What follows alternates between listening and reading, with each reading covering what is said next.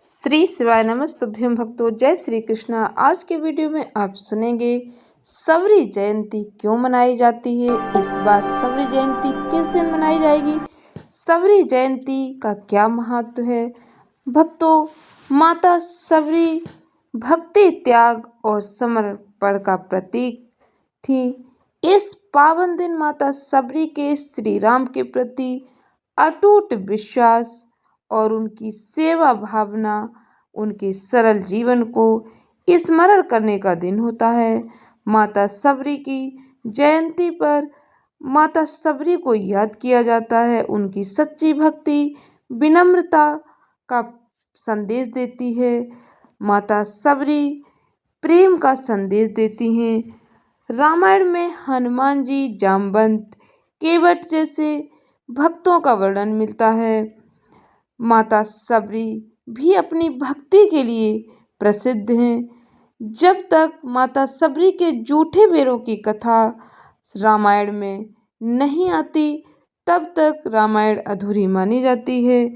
माता सबरी को दर्शन देने के लिए भगवान श्री राम स्वयं उनके आश्रम तक आते हैं। श्री राम के प्रति माता सबरी की अनन्य भक्ति की याद में फाल्गुन मास के कृष्ण पक्ष की सप्तमी तिथि को सबरी जयंती मनाई जाती है। इस बार सबरी जयंती 8 फरवरी रविवार के दिन मनाई जाएगी।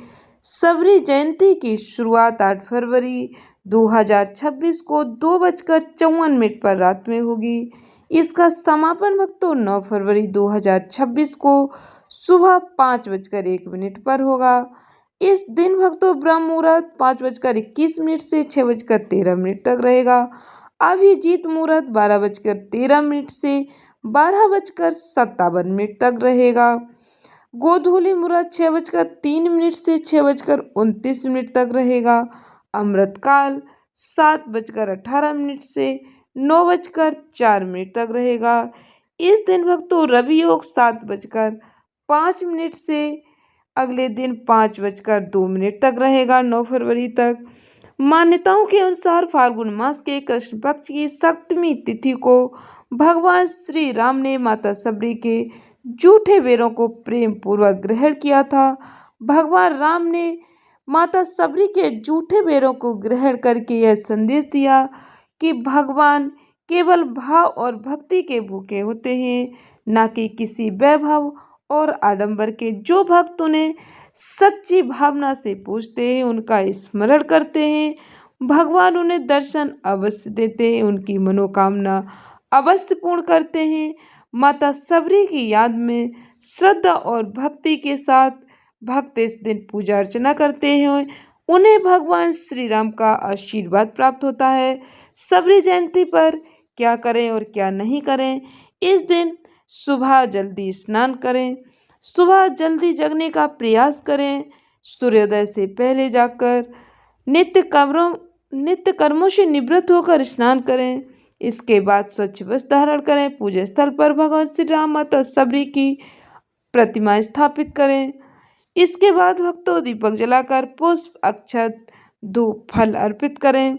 यदि माता सबरी की प्रतिमा आपके घर पर नहीं है तो आप भगवान श्री राम का भी पूजन कर सकते हैं और माता सबरी को याद करके उनका भी ध्यान करें। इस दिन भक्तों विशेष रूप से बेल के फल अर्पित करें। रामायण के अरण्य कांड में वर्णित सबरी प्रसंग का पाठ करना या फिर इसे श्रवण करना अति पुण्य फलदायी माना जाता है। ओम नमो भगवते रामचंद्राय नमः, जय माता सबरी मंत्र का जाप करें। भक्तों इस दिन राम चालीसा, राम स्तुति पढ़ना या श्रवण करना भी अत्यंत शुभ फलदायी माना जाता है। दिन भर भगवान के नाम का स्मरण करें, भजन कीर्तन करें। जरूरतमंदों को अन्न, फल, वस्त्र, भोजन का दान करना भी पुण्य फलदायी माना जाता है। इस दिन भक्तों किसी भूखे व्यक्ति या पशु को भोजन कराना भी पुण्य फलदायी माना जाता है। अगले दिन फलाहार करके यदि आप व्रत रखते हैं तो व्रत का पालन करें। इस दिन भक्तों किसी भी प्रकार का दिखावा, झूठ, अहंकार ना करें। तामसिक भोजन से दूर रहें। किसी व्यक्ति का, किसी का अपमान ना करें। घर में झगड़ा ना करें, क्रोध ना करें, किसी की निंदा बुराई ना करें, बेर के फल का अनादर ना करें, क्योंकि यह माता सबरी की सेवा का प्रतीक है।